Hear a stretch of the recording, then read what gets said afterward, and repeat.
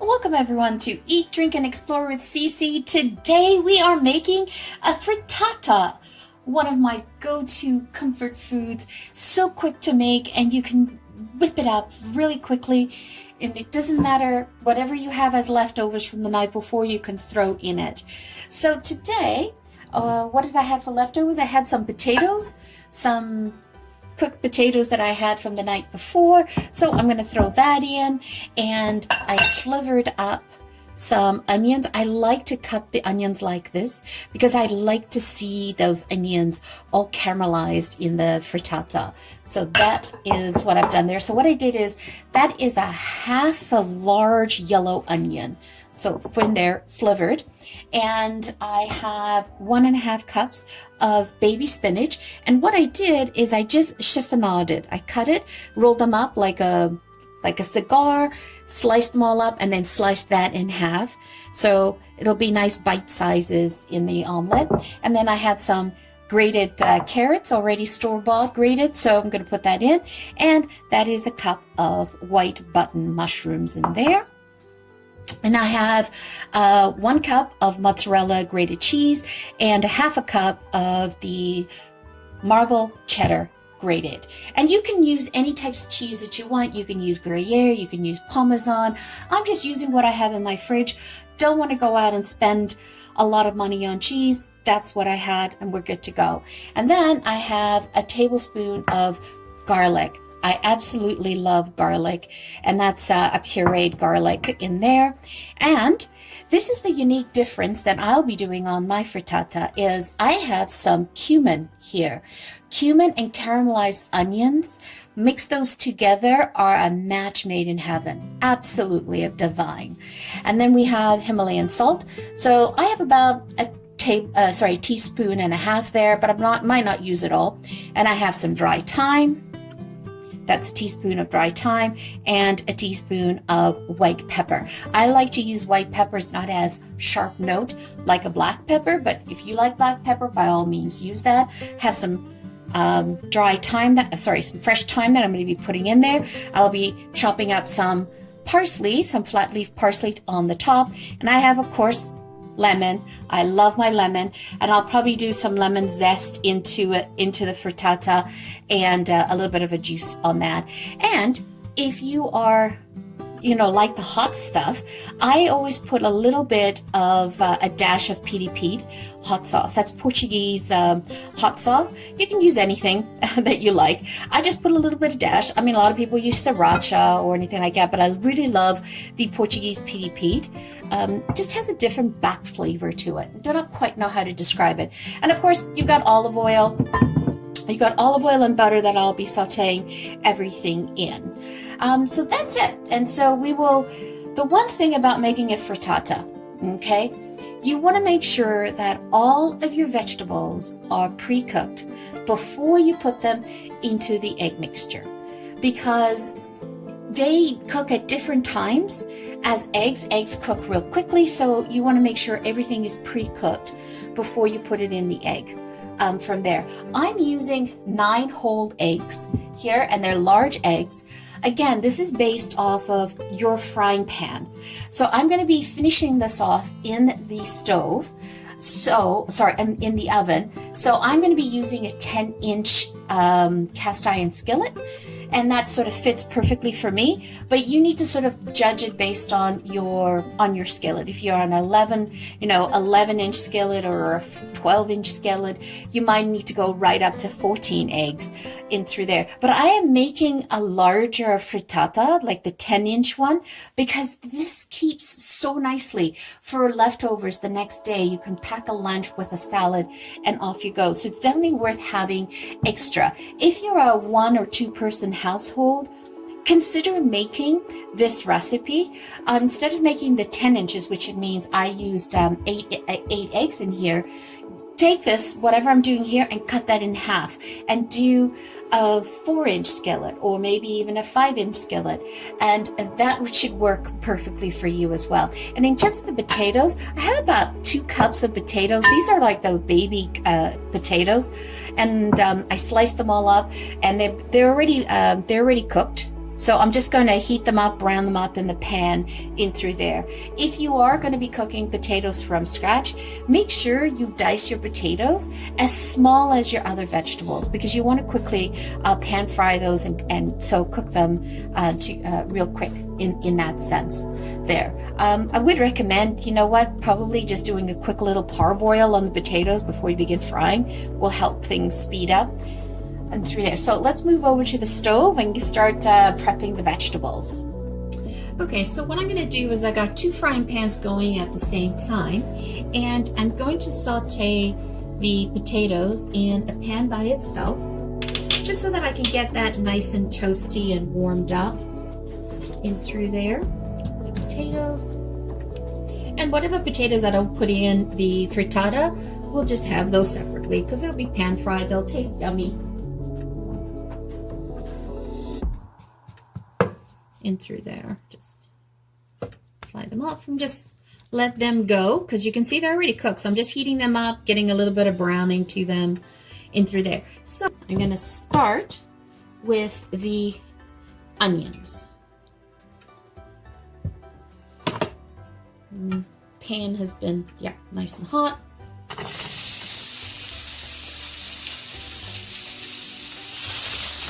See, I cut them really, really nice and thin because I love to see those long, stringy onions in the frittata. So what we want to do is we want to caramelize these, get that nice golden hue to it. Because I find that if you just sort of soften these, wilt them down so they're white and translucent, and then you add the rest of the stuff in, you don't have that flavor component that I like. I love that little kind of burnt taste. It's not burnt, it's caramelized into there. Look at that. Smells yummy. And then what I'm going to do here is I'm just going to add some salt to help it along. And the cumin idea about putting that into the onions was actually my mother's idea. I got that from my mom. And ever since she started doing it, I fell in love with it, and it's been a staple in our household. So I just continue on the tradition. That's the one thing that I would really love to do is just really create a family cookbook of all the favorite recipes of everybody in the family, so that we have that and we can pass that on to the next generation. I think that's a goal that I've set for myself now. And I'll do that because we have such an eclectic taste in our cooking, you know, from our family backgrounds to all the places that we've lived, and then, of course, you know, wherever you've lived, you sort of inherit that a little bit along the way. So look at that. Woohoo! It's starting to get nice and toasty there. Let's caramelize this a little bit more. I didn't want to caramelize it a little bit more before I put in the mushrooms. And I'll just, the potatoes are just off there going away. They'll get nice and toasty eventually. Okay. So remember that when you're caramelizing the onions, you're sweetening them up. So that's going to have a nice sweet note to the frittata. And then we'll balance it out by the spices that we put in. Okay, so I think I'm going to throw in the mushrooms now.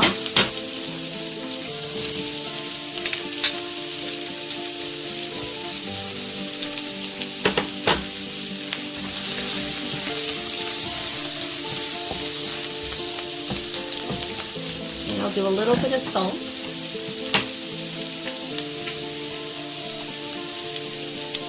That should also help the mushrooms release its water.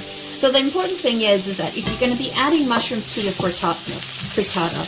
You definitely want to make sure that you saute your onions well and that they release, saute your mushrooms well, and so that they release water as well, because you don't want that in your frittata. I love the smell of caramelized onions and mushrooms mixed together. It's so yummy. And then you can see on this side, the potatoes are just happily-go-lucky, having some fun there. Okay, so that's starting to come nicely together. And now I'm going to throw in some dry thyme, some white pepper, a little bit of the cumin at this stage.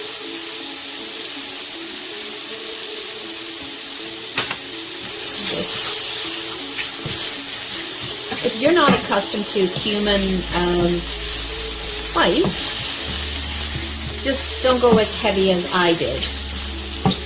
What we're going to do now is throw in the carrots.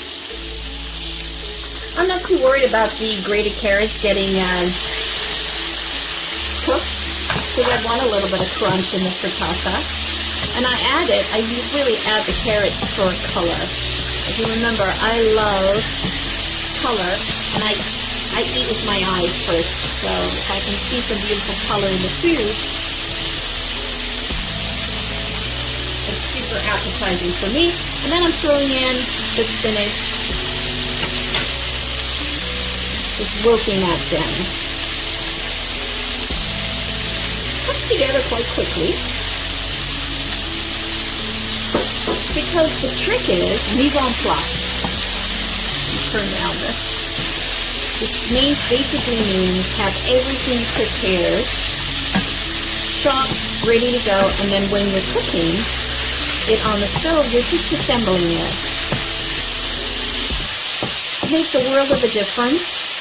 It also is how I learned, and once I started doing the mise en place, preparing everything ahead of time before I got to frying it, I hated cooking. Did not like it at all. But once I got organized and structured, I got super excited, and I started to find the pleasure in cooking and how relaxing it was for me. Okay, and then I'm going to add a little bit more of my dry thyme, pepper, and a little bit more cumin.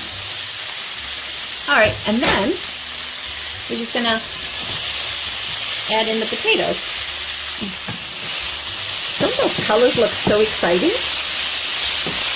So I'm doing a derivative, like the frittata that I'm doing, is I'm doing a derivative of the famous Spanish tortilla española, which was just, eggs, potato, and onion. So look at that. Now that it's all nice and combined,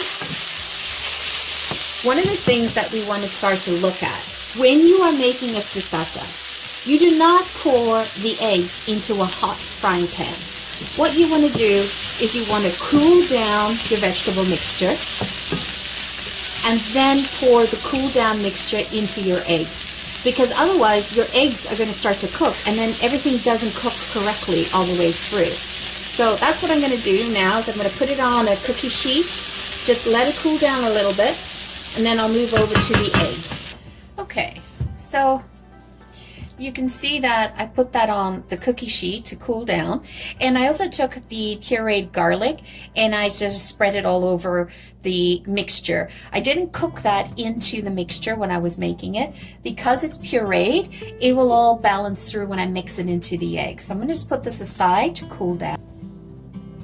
So what we're going to do is we're just going to chop up some parsley, and I use the stems. It's totally up to you, but this is about having that nice green effect. So I'm just gonna kind kind of make it into a cigar type of idea.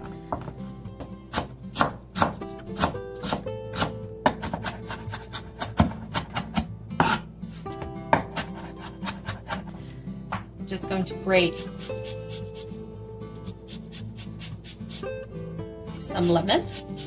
And the reason why I'm grating the lemon this way is so that I can see where I am at the lemon. I'm getting the zest from it, and I'm not going over and doing white pith on there. So that's a nice lemon in there.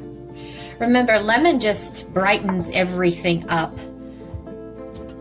in a dish. Now, with the eggs, you can decide whether you want to use your handheld blender to whip them up. You can use your handheld blender to mix your eggs, or you can simply do it the old-fashioned way.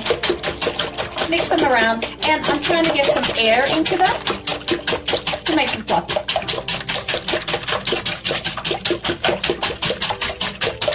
Perfect.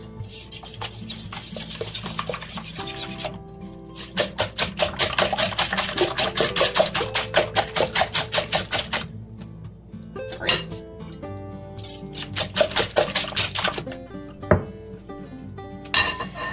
And what I like to do is I like to take the fresh thyme. I'm not too bothered if I got little sticks in there, like little stems.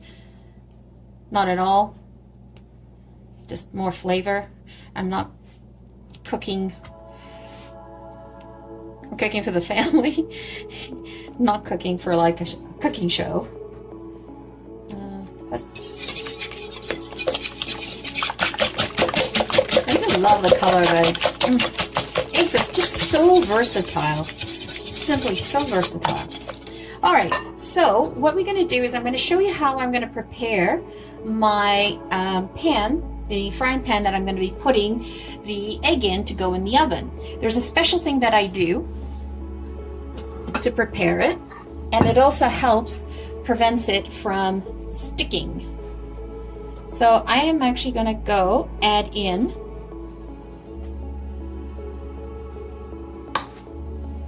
a little bit of hot sauce.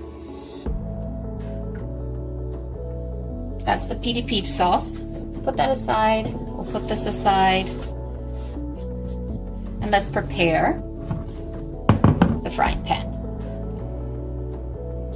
Okay, so I am using, this is a 10-inch, but it is 25.4 centimeters or a 10-inch cast iron one.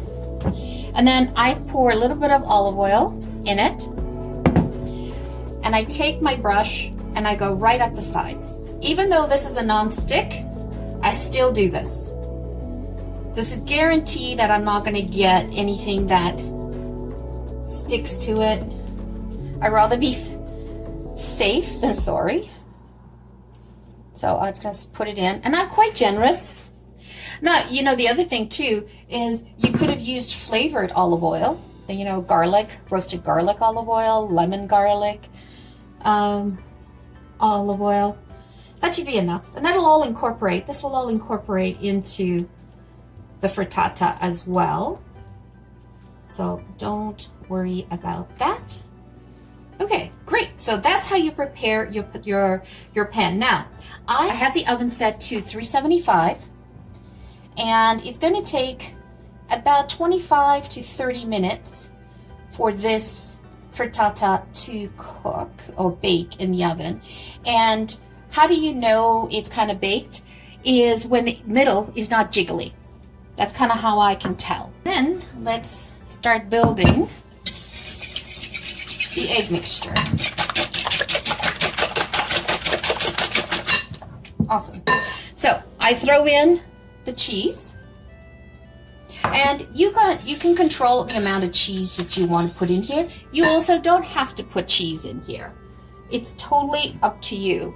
A frittata is very forgiving. Very, very forgiving. But I like it to be nice and yummy, and I love, look at that. Look at the different colors with the different color cheeses. It just adds color to the dish. Just love it. I do is I add in a little bit of the lemon.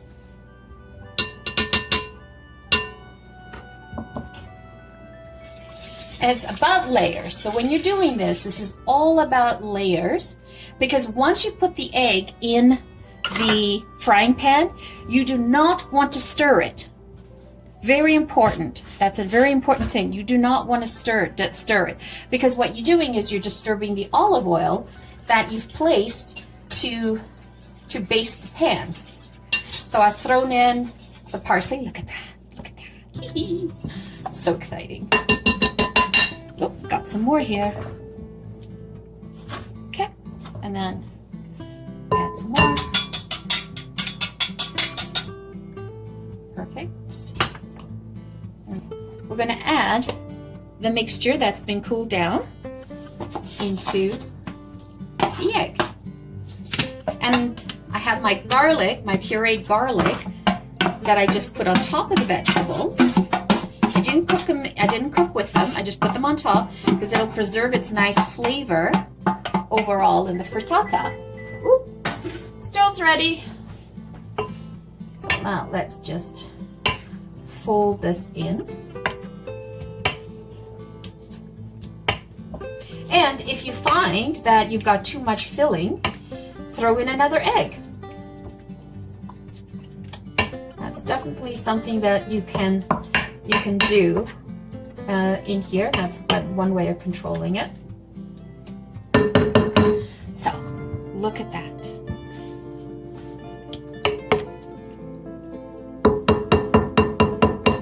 Perfect.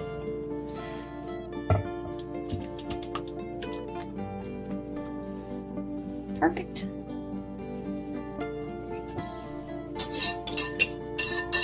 Now, just so that you guys know, I had a lot more filling than I had anticipated because of the potatoes. So I added in 2 extra eggs. So this happens to be 10 egg omelet, frittata. So this is 10 eggs that you see here. And again, you don't want to stir this. You just kind of want to press it down. Just press it down. And don't worry about the olive oil along the edges, because it will all incorporate very nicely in. Oh, I'm so excited. All right, and so now we're gonna put that in the oven for 25 minutes. I'll check it at 25 minutes. And we're looking for the center not to be jiggly. You can also test it with putting in, a toothpick and making sure it comes out clean. Same idea. So I just took this out of the oven, 25 minutes exactly. And if I take my bamboo stick and put it down the middle and bring it back up, it's nice and clean. And you see, nice and firm, it's not jiggly. So what I'm going to do is I'm going to let it cool down. Again, always make sure anything coming out of the oven, you put a rag over it. Even though I have the silicone, not sure if you guys can see, but I have the silicone handle on the cast iron, still make sure to put the rag over. If anybody comes into the kitchen, they know not to hurt themselves. I don't want to scratch my cast iron, so I'm just going to do a spatula. And I do this while it's hot. And it's important that you do it while it's hot so that it's easy to get out of.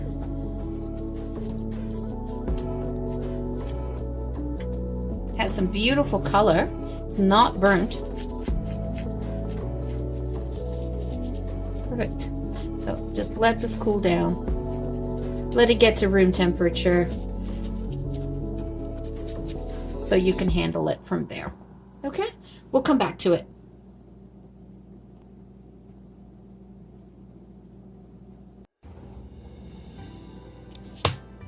Oh, I'm so excited. Look at that. That came out perfect. So basically what I did is, you know, how do you take it out of the frying pan that you're using? Make sure that the plate that you're using is the exact size or a little bit bigger than your actual frying pan that you made the frittata in. And you just tip it over. Because I cooled it down, oh, nice, perfect. Nice, and it's heavy. This will definitely make a very, very tasty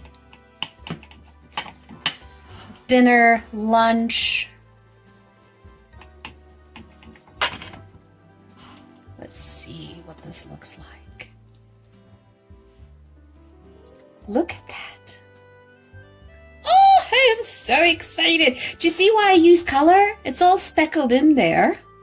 Oh, just so good. I can't even wait to put it on an individual plate. I gotta try it.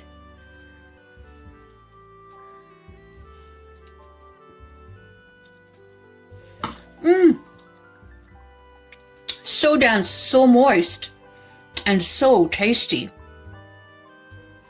The spinach adds that extra moisture that you need when you're cooking it in the oven, so it doesn't get dry at all. So this is just, look at the layers in there.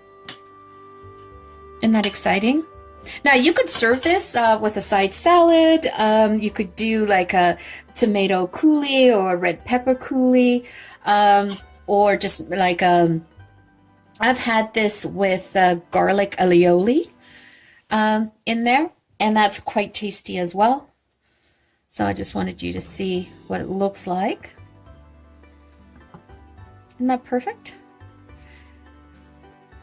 Definitely hearty.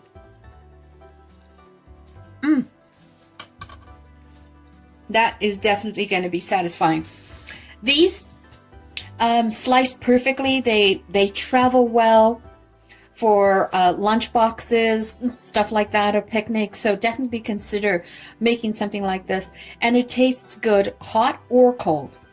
Either way, it's an amazing dish in there. Always nice to have that in the fridge ready to go, so you don't wonder what else you're going to eat.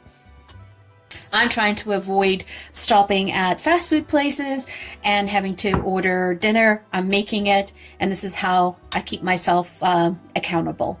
So thank you so much for joining me today. Greatly appreciated. If you like this video, by all means, please click that like button. It'll definitely help us with the YouTube algorithm. They'll find us and they'll help promote this to more enthusiasts out there like yourselves. If you want to subscribe, by all means, hit the subscribe button so you can get notified when we post another video. So thanks so much. Ciao for now. And listen, I can't even wait to put this on a plate. I'm so hungry. Look at the mushroom. Look at the mushroom. And the onion in there. You guys are going to really enjoy this.